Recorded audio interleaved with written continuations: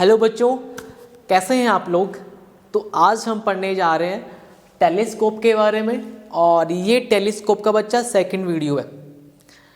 पहले वीडियो जहाँ पे अपन ने बात की थी, जो हमने कल डिस्कस किया था, वो था नॉर्मल एडजस्टमेंट टेलीस्कोप का, और ये है आज स्पेशल एडजस्टमेंट। और नॉर्मल एडजस्टमेंट में हमने देखा था कि सर लास्ट इमेज जो थी ना वो बन रही थी इनफाइनाइट पर, और इस पे स्पेशल केस में क्या होता है सर, इसमें लास्ट इमेज जो बनती है वो बनती है डी डिस्टेंस पे। तो बच्चा यदि आपने वो नहीं देखा तो पहले वो देख के आ जाओ, क्योंकि आपको वो एडजस्टमेंट आएगा तभी आप इसको, ये कॉन्सेप्ट आपको पूरा समझ में आने वाला है। ठीक है, तो चलो आ जाओ, शुरू करते हैं। तो बच्चे स्पेशल एडजस्टमेंट में क्या होता है सर, तो जो मैंने ये बातें करी कि इसमें जो लास्ट इमेज आपकी जो फॉर्मेशन होती है वो होती है डी डिस्टेंस पे। ठीक है, और वो कैसे करते हैं सर, तो देखो अभी अपन देखने वाले हैं, तो सेम कहानी वही होगी पहले वाली। ठीक है, दो लेंस होने वाले हैं, ये लेंस बड़ा होता है as compare to eye lens, या आई पीस भी कहते हैं इनको। ठीक है, इसकी फोकस लेंथ ज़्यादा होती है सर, इसकी focus length as compare to कम होती है। ठीक है, और रे जो आ रही है वो आ रही है बहुत दूर से, क्योंकि टेलीस्कोप तो बहुत दूर की ऑब्जेक्ट को नज़दीक देखने के लिए काम में आता है। तो सर ये रे जो आती, तो मैंने कल क्या कहा था सर कि मान लीजिए कि वो अल्फा एंगल पे आ रही है, और यदि ये एंगल अल्फा होगा तो अल्टरनेट बच्चे ये एंगल भी क्या होने वाला है, अल्फा होने वाला है। ओके सर, और सर ये इमेज फॉर्मेशन कहाँ होगी, ड्यू टू ऑब्जेक्ट लेंस, तो वो होने वाली है एफ ओ पर। कहाँ होगी सर, एफ ओ पे क्यों होगी सर, हम जानते हैं यदि कोई रेज इनफाइनाइट से आ रही हो तो वो हमेशा फोकस पर ही आके मीट करेगी। यदि आपने थोड़ी बहुत प्रॉपर्टीज़ आपने पढ़ी है मिरर वाले कॉन्सेप्ट में, लेंस वाले में, तो आपको पता होगा यदि रेज आए इनफाइनाइट से तो वो मीट हमेशा बच्चे फोकस पर ही करती है। तो बच्चे यहाँ पे मीट इसने कर दिया इस पॉइंट पे। ठीक है, इसको मैंने कहा एफ ओ। तो सर लेंस, इस आई लेंस को कहाँ एडजस्ट किया हमने, तो मैंने पहले भी कहा था कि इसको अपन मूव कर सकते हैं बच्चा पार्टी। तो इसको हमने मूव कहाँ किया कि इसका जो फोकस है ना, और जो ये इमेज बन रही थी इस लेंस के लिए, वो इसकी तरह ऑब्जेक्ट का काम करेगी, और ये आनी चाहिए इसके फोकस और ऑप्टिकल सेंटर के बीच में, जो आप देख पा रहे हैं। उससे क्या होगा सर, उससे जो इमेज हमें बनेगी वो मिलेगी हमको वर्चुअल मिलेगी, और मिलेगी इन्वर्टेड। ठीक है, जो आप देख पा रहे हैं। तो बच्चे ये इमेज जो है वो बना दी इस लेंस ने, जो इस लेंस के लिए ऑब्जेक्ट का काम करेगी, और इससे सर दो रेज निकलने वाली हैं, एक आई प्रिंसिपल एक्सिस के पैरेलल जो फोकस से होकर गुजर जाएगी, दूसरी मैंने इंसिडेंट करी बच्चा ऑप्टिकल सेंटर C2 से, और इस ऑप्टिकल सेंटर को हमने C1 कहा, इसको हमने C2 कहा। और सर ये रेज आपस में कभी मिलने वाली है नहीं सर, बिल्कुल नहीं मिलने वाली। तो सर कहाँ इमेज फॉर्मेशन फिर कहाँ होगा, तो इन दोनों को मैंने बैक ट्रेस किया। तो सर ये इमेज हमें कहाँ से आती हुई प्रतीत होने वाली है, हमें वो सीन कहाँ से होने वाली है सर। तो देखो यहाँ हमारी आंखें होती हैं, हम सामने की तरफ देख रहे होते हैं, और ऑब्जेक्ट जो होता है वो सामने होता है टेलीस्कोप में, यदि आपने उसको देखा हो कभी। ठीक है, तो सर नीचे हमें इमेज मिलने वाली है, इन्वर्टेड मिलने वाली है, और साइज में बड़ी मिलने वाली है, मैग्नीफाई मिलने वाली है, क्योंकि टेलीस्कोप की हेल्प से बच्चा हम बहुत दूर के ऑब्जेक्ट को नियर भी देख सकते हैं और उसको मैग्नीफाई बड़ा करके भी देख सकते हैं। दोनों पॉसिबल है टेलीस्कोप की हेल्प से, राइट। तो बच्चा ये डिस्टेंस सर कितने डिस्टेंस पे बना, तो स्पेशल एडजस्ट में मैंने पहले डिस्कस किया था कि जो इमेज फॉर्मेशन होता है वो डी डिस्टेंस पे बनता है। ठीक है, तो डी डिस्टेंस को कह दिया मैंने सर, चाहे इस डी को मैं लिख दूँ वी मतलब image distance from optical centre, और ये है आई लेंस के लिए तो इसको लिखा मैंने VE। ठीक है, और ये ऑब्जेक्ट डिस्टेंस था ऑप्टिकल सेंटर से आई लेंस के लिए, तो इसको लिखा मैंने बच्चा UE मीन टू से सर ये ऑब्जेक्ट डिस्टेंस है for eye lens UE। I hope आपको समझ में आया होगा। अब बच्चे अपन निकालने वाले हैं इसका मैग्नीफाई, कितना मैग्नीफाई हुआ सर, तो वो सेम निकालने वाले हैं बीटा अपॉन अल्फा से।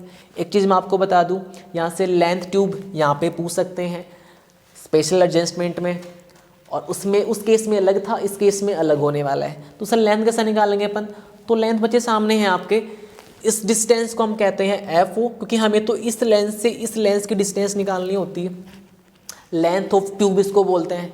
ठीक है, तो सर इसके लिए इमेज जो बनी वो डिस्टेंस थी FO, और वो इमेज इसके लिए ऑब्जेक्ट डिस्टेंस का काम कर रही थी, तो मैंने क्या लिखा FO प्लस UE। इसकी हेल्प से अपन इस ट्यूब की डिस्टेंस निकाल सकते हैं, ध्यान रखना, ये अक्सर पूछ लेते हैं 1 मार्क्स में, ठीक है। अब बात करते हैं बच्चा मैग्नीफाइंग की, कितना मैग्नीफाई किया सर इस टेलीस्कोप ने, तो बीटा अपॉन अल्फा ये होता है फॉर्मूला एंगुलर मैग्निफिकेशन का। यदि एंगल सर बहुत छोटे हो तो इसको अपन बीटा अपॉन अल्फा भी लिख सकते हैं, बिल्कुल लिख सकते हैं सर। तो tan beta upon tan alpha, ठीक है सर। बीटा की यदि वैल्यू रखें अपन तो देखो बीटा कहाँ पे है सर, यदि ये एंगल अल्फा था, ये अल्फा अल्टरनेट एंगल ये अल्फा हो गया, इमेज के टॉप से मिला दिया, ट्रायंगल बन गया सर। और बीटा निकालना है तो इमेज के टॉप से मिला दो ऑप्टिकल सेंटर, ये बीटा आ गया सर, ठीक है। चलो निकालते हैं, पहले बीटा निकालते हैं। तो ये ट्रायंगल ध्यान देना A डैश B डैश और C2 में थीटा के सामने क्या होता है सर परपेंडिकुलर, ये हो गया बेस। tan निकालना है जो क्या होता है परपेंडिकुलर अपॉन में बेस, तो सर ये रेशियो क्या आ जाएगा tan बीटा का A dash B dash upon में बेस क्या है sir B1 C2, okay sir.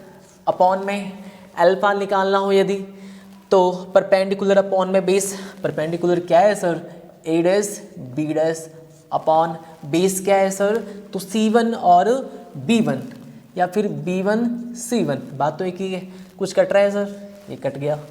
और मैग्निफिकेंट सर यहाँ से क्या आ गया हमारे पास, तो ये आ गया बच्चों B1 C1 upon B1 C2। इसको लिख लेते हैं अपन फोकस की पॉइंट में, या फिर इसको इसकी लेंथ अपन लिख लेते हैं यहाँ से ना। तो B1 C1 आपको कहाँ दिख रहा है सर, तो B1 C1 तो ये है सर। तो ये डिस्टेंस मुझे मेजर करनी हो तो साइन कन्वेंशन जो मैंने लास्ट वीडियो में डिस्कस किया, जो मैं बार बार बोल रहा हूँ, पहले वो देख लेना, तभी आपको ये आने वाला है। तो सर देखो ये डिस्टेंस क्या होगा सर, तो इसको मैं लिखने वाला हूँ FO, बिल्कुल FO आ गया सर। और B1 C2, B1 और C2 ये डिस्टेंस B1 C2, तो सर ये डिस्टेंस क्या होने वाली है, तो UE है सर, तो ये UE आ जाएगा यहाँ पे, ठीक है। तो बताओ पॉजिटिव नेगेटिव कौन सा क्या होने वाला है, तो ये तो आएगा पॉजिटिव, ये डिस्टेंस यहाँ से लेके यहाँ तक B1 C1 जो FO तो पॉजिटिव आएगा, और ये नेगेटिव आएगा क्योंकि सर ये ऑप्टिकल सेंटर से इस तरफ अपन जा रहे हैं, है ना, तो ये तो आएगा नेगेटिव, तो ये पूरा नेगेटिव हो जाएगा। इन शॉर्ट मतलब M इक्वल टू क्या आ गया सर FO अपॉन में UE जो नेगेटिव हमें मिलने वाला है। सर क्या ये लास्ट फॉर्मूला है, बिल्कुल नहीं है सर, ये हम निकालने वाले हैं। हम निकालेंगे बच्चा पहले UE और ये निकाल लेंगे अपन इस आई लेंस से, यदि ये आ जाएगा तो हमारे पास लास्ट फॉर्मूला आ जाएगा मैग्नीफिकेशन का। तो बच्चे ये UE कैसे निकालें सर, तो ये निकाल लेंगे अपन बच्चा अपन फ्रॉम लेंस फार्मूला जो अपन जानते हैं सर क्या होता है फॉर आई लेंस, तो FE is equal to 1/VE minus 1/UE। E मतलब आई लेंस के लिए है, ठीक है। और सर लेंस का फॉर्मूला माइनस आएगा और मिरर के फॉर्मूला में यहाँ पे पॉजिटिव आता है, बाकी दोनों सेम ही होते हैं। वैल्यू यदि पुट करें बच्चे यहाँ पे तो क्या हो जाएगी 1/FE। क्या VE को मैं 1/D लिख सकता हूँ सर, V को D लिख सकते हैं सर। यदि साइन कन्वेंशन काम में लें ऑप्टिकल सेंटर से इस तरफ जा रहे हैं तो सर नेगेटिव आएगा, बिल्कुल आएगा सर, माइनस 1/UE जो हमको निकालना था इस फॉर्मूले के लिए, ठीक है। तो सर UE जो है ना UE, तो बताओ पॉजिटिव ले या नेगेटिव ले, इस तरफ जा रहे हैं ऑप्टिकल सेंटर से, है ना, तो बच्चा नेगेटिव आएगा UE जो हमें निकालना है। तो इसको रखो, बाकी को एक तरफ भेज दीजिए, ये तो आएगा पॉजिटिव माइनस माइनस, तो 1/FE प्लस का हो गया 1/D। समझ में आ गया होगा, ये तो पॉजिटिव हो गया, इसको वैल्यू को उधर भेज दिया तो ये प्लस की वैल्यू हो गई। अब इसको रखते हैं अपन बच्चा इस फॉर्मूले में, तो बताओ क्या होगा। देखो क्या इसको बच्चा फॉर्मूले को ध्यान देना, कंफ्यूज नहीं होना, क्या इसको मैं FOUE लिख सकता हूँ इस टर्म में, बात तो एक ही है सर, क्योंकि हमको इसको वैल्यू ये लिखनी है सर यहाँ पे, इसलिए इसको मैंने इस टाइप में एडजस्ट किया है, ठीक है। तो sir M is equal to क्या होगा, यहाँ पे सर माइनस का FO था, ब्रैकेट में वैल्यू क्या रखूँ मैं इसकी 1/FE plus 1/D। Okay sir, समझ में आ गया। तो m इज इक्वल टू, यदि बच्चों मैं यहाँ से FE को बाहर निकाल लूँ, ठीक है, तो क्या होगा सर, -FO/FE। यहाँ से कॉमन चला गया तो 1 बचा, और यहाँ पे नहीं था तो मल्टीप्लाई में आ जाएगा FE/D। ये आ गया बच्चा हमारे पास लास्ट अंतिम फॉर्मूला किसके लिए, मैग्नीफाई का, किसके लिए, टेलीस्कोप के लिए। पर ये स्पेशल एडजस्टमेंट है, ध्यान दीजिएगा, ये स्पेशल एडजस्टमेंट है। पहले वाला जो हमने कल डिस्कस किया था वो नॉर्मल एडजस्टमेंट था, ठीक है, जिसमें लास्ट इमेज बनती है इनफाइनाइट पर, और स्पेशल एडजस्टमेंट में लास्ट इमेज बनती है डी डिस्टेंस पे, ठीक है। तो बच्चे ये आपको मैग्नीफाई पूछ सकता है एग्जाम में, और ये आराम से 3 या 4 मार्क्स का यहाँ से चैप्टर में आ सकता है। और साथ साथ में लेंथ ऑफ ट्यूब भी आपको आनी चाहिए, जो हमने निकाली कैसे, इस लेंस के ऑप्टिकल सेंटर से इस ऑप्टिकल सेंटर के डिस्टेंस को क्या बोलते हैं, ट्यूब की लेंथ, जो हमने निकाली FO+UE से। तो इससे बच्चा टॉपिक से ये ध्यान रखना, और आपको ध्यान रखना है मैग्नीफाइंग का फॉर्मूला जो हमने प्रूव किया, ठीक है। और आई होप बच्चा आपको समझ में आया होगा। तो प्लीज़ इसका स्क्रीनशॉट ले लेना और इसको पढ़ना है ध्यान से। थैंक यू बच्चों।